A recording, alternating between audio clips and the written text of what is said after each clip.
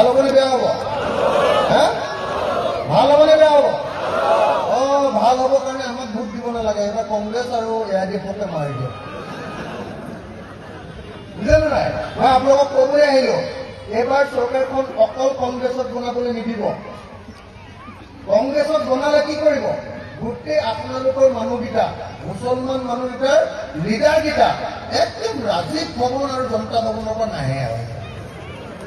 হয়নে নহয়? হয়নে নহয়? একদম পৃথিৱীৰ দালাল কেইটামান সৃষ্টি হ'ব, হয়নে নহয়? কিন্তু যদি মই লগত থাকোঁ, মই আপোনালোকক গেৰাণ্টি দি এটা কথা কৈ দিছো, যদি মই লগত থাকোঁ 4টা কাম কৰিমেই। 1 নম্বৰ কি কাম কৰিম মই ইতিমধ্যে কৰিম। 2 নম্বৰ, আৰু মইতো চেষ্টা কৰিম যে ঘৰত থকা মাটিখিনি মতা আৰু মাইকী দুইটাৰ নামতে হৈ যাব।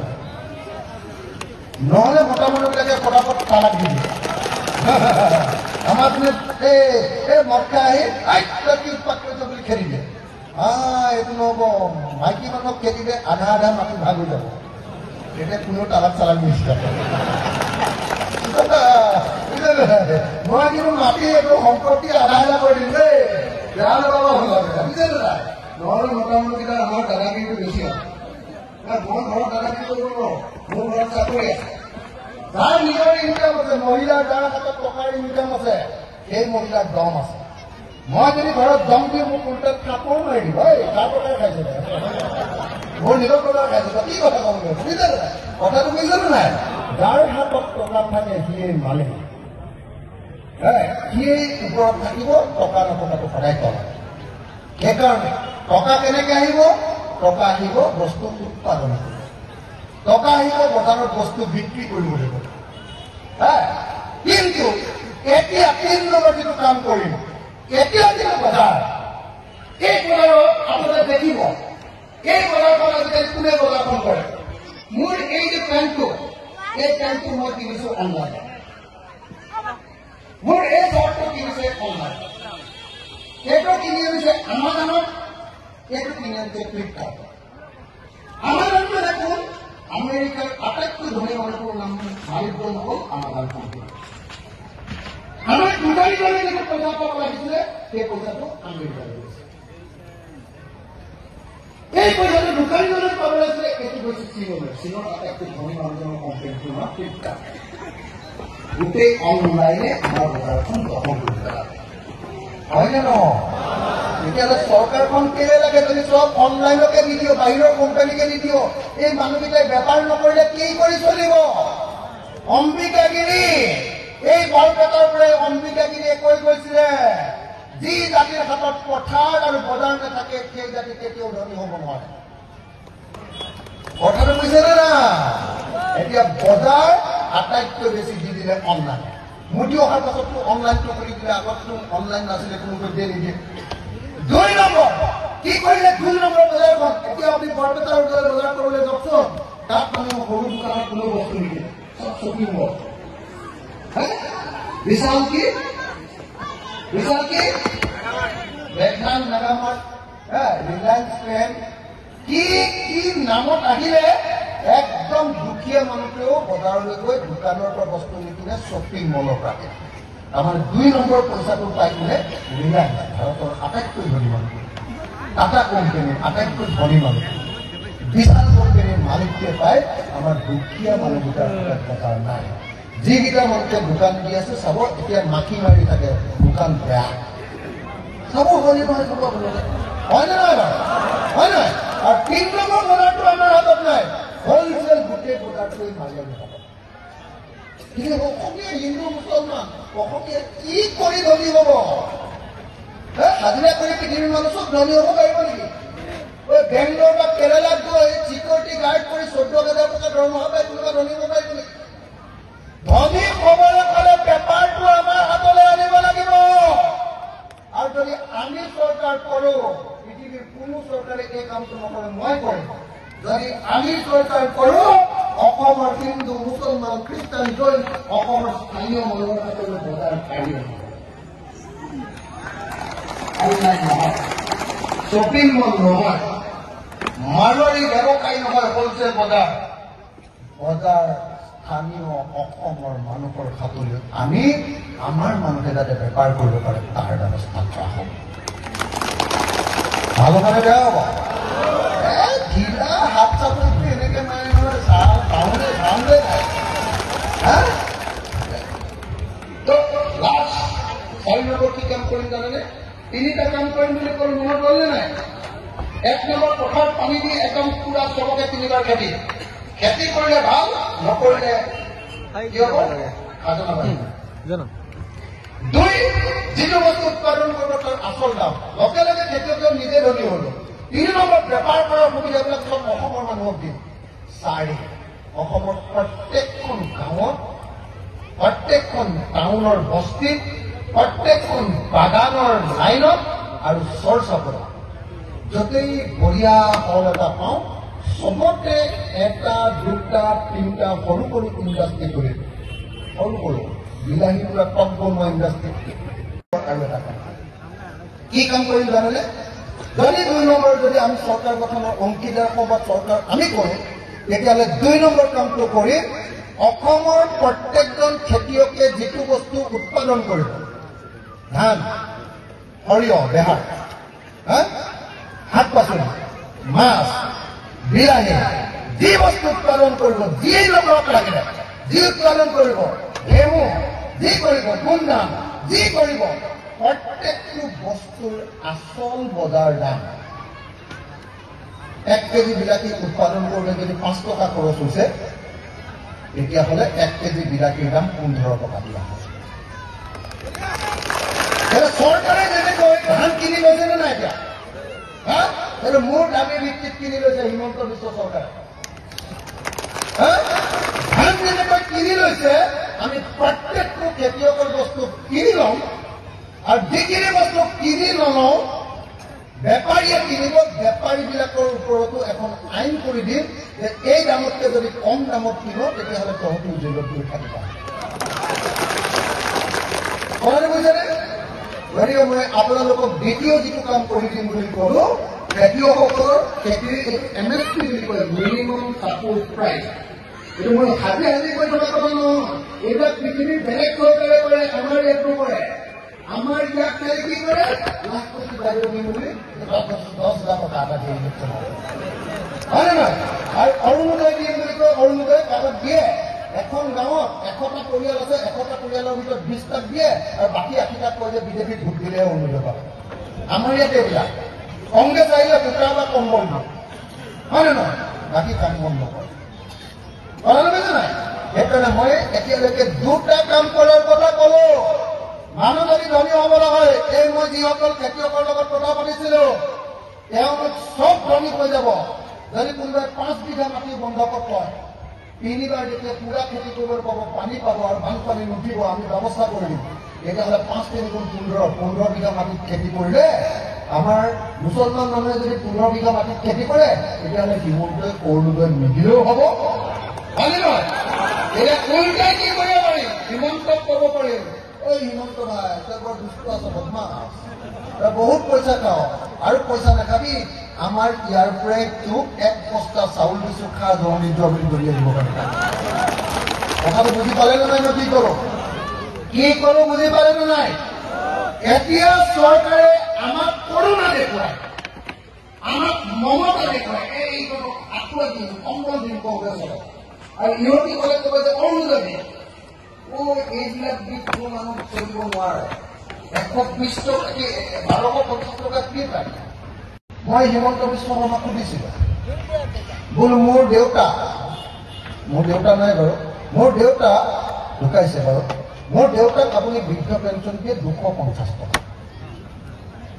আমাৰ ঘৰৰ পৰা গৈ যোৰহাটৰ পৰা যেতিয়া বৃদ্ধ পেঞ্চন আনিবলৈ যায়, এই টমটমখনত, বেটেৰী ৰিক্সাখনত অহা যোৱা কৰি এটা পৰঠা খাই দিওঁতে 250 টকাটো থাকি আহে। সেইটো কি পইচা দিলে? হয়নে নহয়? হয়নে নহয়? সেইকাৰণে মই কৈছিলো যে প্ৰত্যেকজন বৃদ্ধ মানুহক 3,000 টকা দিব লাগে।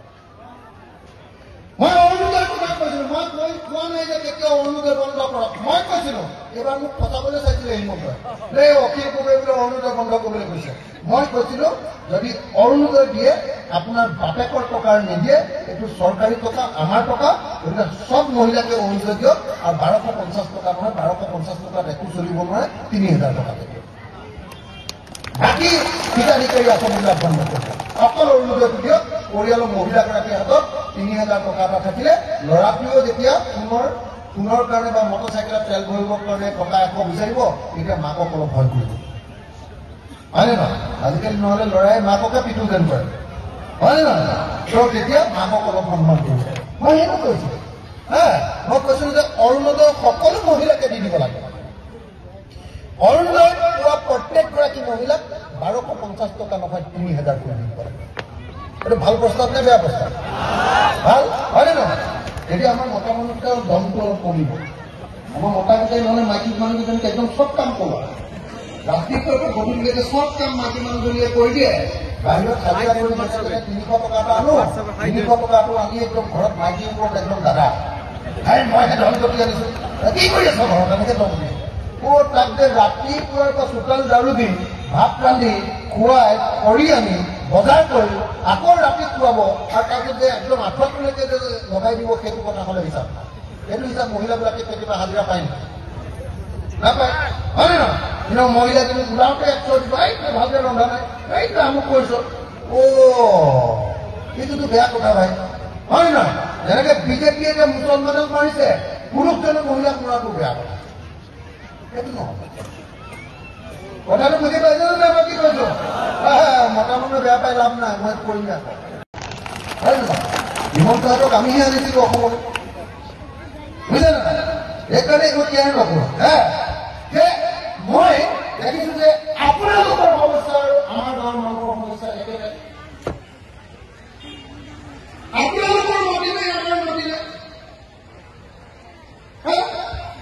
এখনো চৰকাৰ মই আজিলৈকে দেখা নাই, এখনো চৰকাৰ মই অসমত দেখা নাই যি চৰকাৰে কৈছে যে স্বাধীনতাৰ পাছত অসমত বসবাস কৰা প্ৰকৃত ভাৰতীয় নাগৰিক, যি বিদেশী নহয় দেই, আচল ভাৰতীয় নাগৰিক, 71 চনৰ আগতে অহা মানুহ, প্ৰত্যেকটো খেতিয়ক পৰিয়ালক মাটি দিম বুলি কোৱা চৰকাৰ মই আজিলৈকে নদেখা। পাইছে নেকি কোনোবাই? পাইছে নেকি? নাই। সেইটোহে ক'ব লাগিছিলে প্ৰথম, হয় নে নহয়? এখন চৰকাৰৰ প্ৰধান কাম কি? মানুহৰ জীৱন আৰু সম্পত্তি ৰক্ষা কৰা। এতিয়া বৰাক কংগ্ৰেছৰ বাৰু মাটি লৈ গৈ আছে, কোনো চৰকাৰে দায়িত্বই নলয়, তাৰমানে মাটি সম্পত্তিৰ নিৰাপত্তা কোনেও নিদিয়ে, বিজেপিয়ে নিদিয়ে। আনকি যোৱা 78 বছৰ 78 ইয়াত ভাৰতৰ শাসনৰ 60 বছৰ কংগ্ৰেছেও চৰকাৰ চলাইছিলে, কংগ্ৰেছেও কাষত 1 টুকুৰা মাটি দিছিল, বিজেপিয়ে বিজেপিয়ে তেনেকে দিয়া নাই, কংগ্ৰেছে দিয়া নাই। মই সেইকাৰণে আপোনালোকক এটা কথা ক'বলৈ আহিছো যে 1 নম্বৰ আমি এবাৰ বিজেপিক খেদিবই লাগিব, আৰু বিজেপিক খেদিবৰ কাৰণে বিজেপি আৰু AIDFক এবাৰ ভোট দিয়া বন্ধ কৰিব লাগিব। কিন্তু অকল বিজেপিক খেদিলেই এই জাতিটোৰ, অসমীয়া জাতিটোৰ একো উন্নতি নহয়। যদিহে যিখন চৰকাৰ হ'ব সেই চৰকাৰখনে আচলতে দুখীয়া মানুহবিলাকৰ কামটো নকৰে, হয় নে নহয়? মই সেইকাৰণে আপোনালোকক বুকুত হাত থৈ এটা কথা ক'বলৈ আহিছো, বুকুত হাত থৈ, যদি এইবাৰ 2026 চনত যদি বিজেপিৰ বিৰোধী চৰকাৰ হয় আৰু তাত যদি ৰাইজৰ দলৰ মানুহে চৰকাৰত অংশগ্ৰহণ কৰে, আমিও যদি থাকো, তেতিয়াহ'লে 4টা কাম অসমৰ মানুহৰ কাৰণে কৰিব, 4টা কাম, এইটো গেৰাণ্টি। 1 নম্বৰ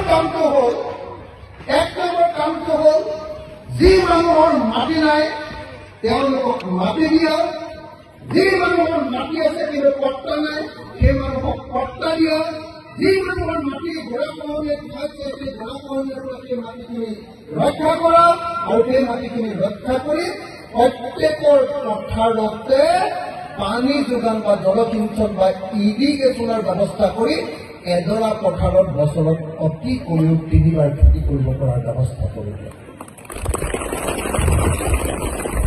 ভাল হ'বনে বেয়া হ'ব? ভাল হ'বনে বেয়া হ'ব? ভাল হ'বনে বেয়া হ'ব? এই গোটেইকেইটা কথা মই একেলগে কলো।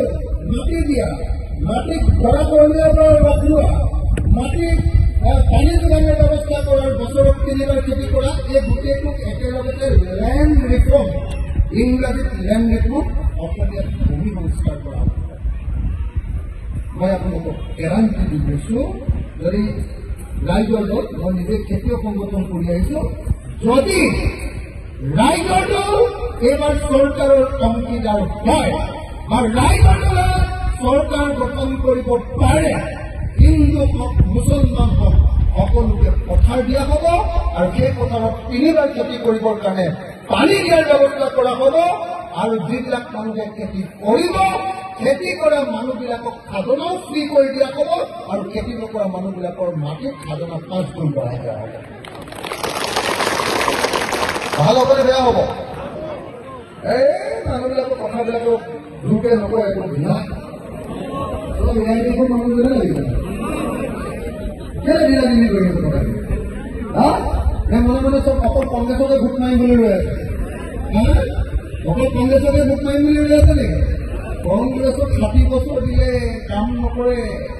কংগ্ৰেছৰ আকৌ চৰকাৰ হ'লে আপোনালোকৰ পৰা দালাল কেইটামান ওলাব, কাম নহয়। কিন্তু যদি আমি লগত থাকো ন, কংগ্ৰেছে হওক বা অন্য পাৰ্টীয়ে আমি যদি লগত থাকো, অখিল গগৈ যদি আছে, আপোনালোকক মই গেৰাণ্টি দি গৈছো, যদি আপোনালোকে পথাৰত নিজৰ মেচিন লগাই যদি পানী তুলিছে, সেই মেচিনৰ কাৰেণ্টৰ খৰচটো নহ'লে বা সেই মেচিনৰ ডিজেল বা পেট্ৰলৰ যিটো খৰচ, সেই খৰচটো চৰকাৰে বহন কৰিব। কি কৰি বুজি পাইছে নে নাই? ধৰিব পাৰিছেনে? ইৰি খেতি কৰিবৰ কাৰণে, হাইব্ৰিড কৰি খেতি কৰিবৰ কাৰণে 1 বিঘা মাটিত 4,000 টকাৰ পানী দিব লাগে, হয় নে? 4,000 টকা যদি পানীয়ে দিব লাগে, খেতিয়ক কি পইচা ল'ব? হয় নে নহয়? যদি পানীত পইচা পাব লাগে, চৰকাৰক আমি মাটিৰ খাজনা এইকাৰণে দিওঁ যে চৰকাৰে আমাক মাটিখিনি বানপানীৰ পৰা ৰক্ষা কৰি দিয়ে, খহনীয়াৰ পৰা ৰক্ষা কৰি দিয়ে আৰু মাটিত পানী যোগানৰ ব্যৱস্থা কৰি দিয়ে।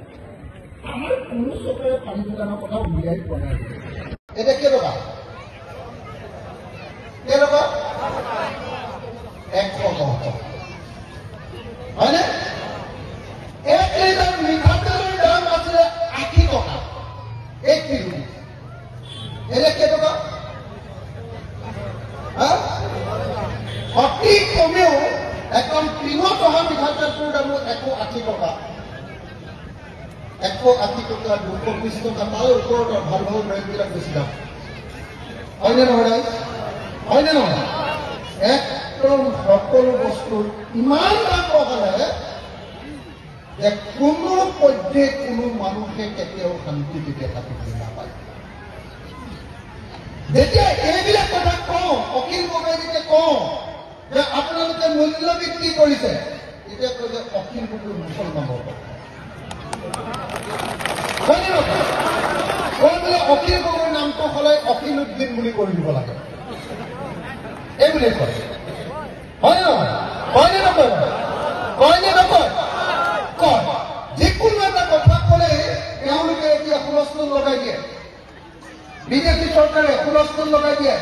বোলে ইহঁতি যদি কওঁ যে বিজেপি চৰকাৰে এই কামটো বেয়া কৰিছে, পেট্ৰলৰ দাম ইমান বঢ়াই দিয়ে, খুব বেয়া কৰিছে, তেতিয়া লগে লগে ক'ব যে ই মুছলমানৰ কথা।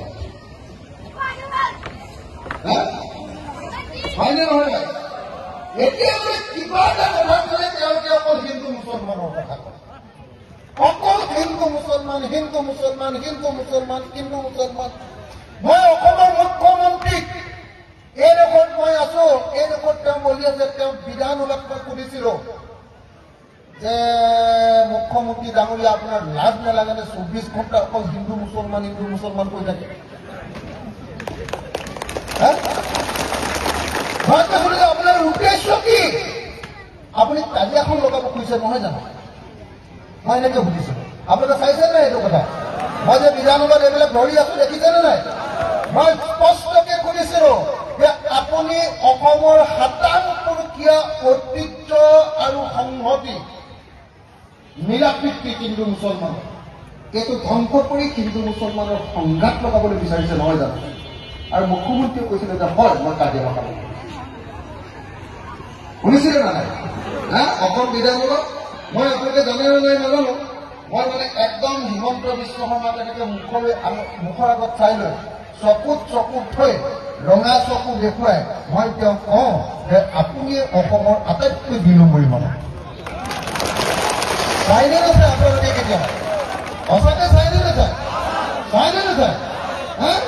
অসমত 126জন MLA আছে, কিন্তু মই অলপ বেছি দুষ্ট MLA। মই কাৰোলৈ ভয় চয় নকৰোঁ। বেলেগবিলাকে কিবা এটা ক'লে লগে লগে তেওঁলোকৰ ওচৰলৈ CM ভিজিলেন্স পঠিয়াই দিয়ে যে তহঁতি আমুক কেলেংকাৰী কৰিছিলি, তহঁতক জেলত দিম।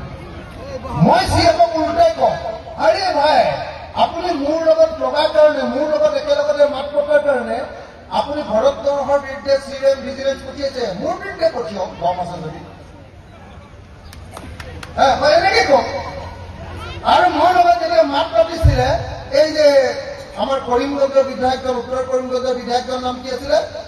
কমলাক্ষ দে পুৰকাষ্ট, কংগ্ৰেছত আছিলে। মোৰ লগত একেলগে মাত পাতিলে, মোৰ লগত সহায় কৰি দিলে। মই যেতিয়া ধৰিছিলোঁ CMক, তেতিয়া তেওঁ মাতি দিয়াৰ কাৰণে তেওঁৰ এগেইনষ্টত পুলিচ পঠিয়াই দিলে। পুলিচ পঠিয়াই দিলত কমলাক্ষ দে পুৰকাষ্টই ভয় খাই কংগ্ৰেছ আৰু বিজেপিতে জইন কৰিলে। গম পালে নাই? গম পালে নাই? মানে যিবিলাকে কেলেংকাৰী কৰি থৈছে তেহেঁতি বেছি মাতিব নোৱাৰে। লগে লগে পুলিচ পঠিয়াই দিয়ে, ভয় খাই, আৰু তেহেঁতি গৈ বিজেপিত জইন কৰে। মই চেলেঞ্জ কৰিছিলোঁ যে কমলাক্ষ দে পুৰকাষ্টই মোকহে সহায় কৰিছে, মোৰ লগতে মাত পাতিছে। মাত পাতিছিলোঁ মই। যদি আপোনাৰ দম আছে, আপোনাৰ CM ভিজিলেন্স, আপোনাৰ পুলিচ যি আছে, পৃথিৱী যি আছে, আপোনাৰ CPI, CID, NIA যি আছে, আপুনি মোৰ ঘৰলৈ পঠিয়াব। মোৰ ঘৰত বহুত পইচা আহিলে আপুনি। মই এনেকৈ যেতিয়া কওঁ তেতিয়া তেওঁলোকে কয় এই অফিচবোৰ এইটোৰ লগত লাগি নাথাকিব, এনেকৈ কওঁ। এইটোৰ লগত লাগি নাথাকিব, এইটো ঝেমেলা কৰিব। বুজিলে নাই? সেইকাৰণে মই আপোনালোকক এটাই কথা ক'বলৈ আহিছোঁ, স্পষ্টকৈ এটা কথা ক'বলৈ আহিছোঁ।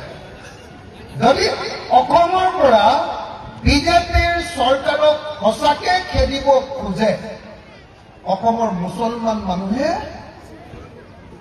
AIDFকো আপোনালোকৰ সমাজখনৰ পৰা খেদিব লাগিব। খেদিবনে নেখেদিব মই নাজানো। খেদিবনে নাই? সঁচাকৈ খেদিবনে নাই? খেদিবনে নাই?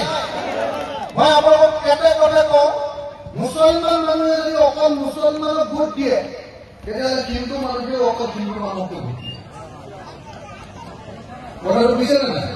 হয় নে নহয়? AIDF হ'ল অকল মুছলমানৰ পাৰ্টি, আৰু বিজেপি হ'ল হিন্দুৰ পাৰ্টি। সেইকাৰণে AIDFে হিন্দুৰ বিৰুদ্ধে কথা কয় আৰু বিজেপিয়ে মুছলমানৰ বিৰুদ্ধে কথা কয়। হয় নে নহয়? কি বুলি কয় যে মোৰ জন্ম হৈছে, হিমন্ত বিশ্বই কয় যে মোৰ জন্মই হৈছে মহবুবুল হক আৰু কি নাম দিলৱাৰ হুছেইন মজুমদাৰক খতম কৰিবৰ কাৰণে। আৰু মানে মুছলমান মানুহক খতম কৰিবৰ কাৰণে মোৰ জন্ম হৈছে, তেওঁ তেনেকৈ কয়। এই কথা ৰাইজৰ লগত কথা পাতিছোঁ যে যদি বিজেপিক 2026ত আমি হৰুৱাব নোৱাৰোঁ, তেতিয়াহ'লে অসমৰ মানুহে শান্তিৰে জীয়াই থকাটো অসম্ভৱ।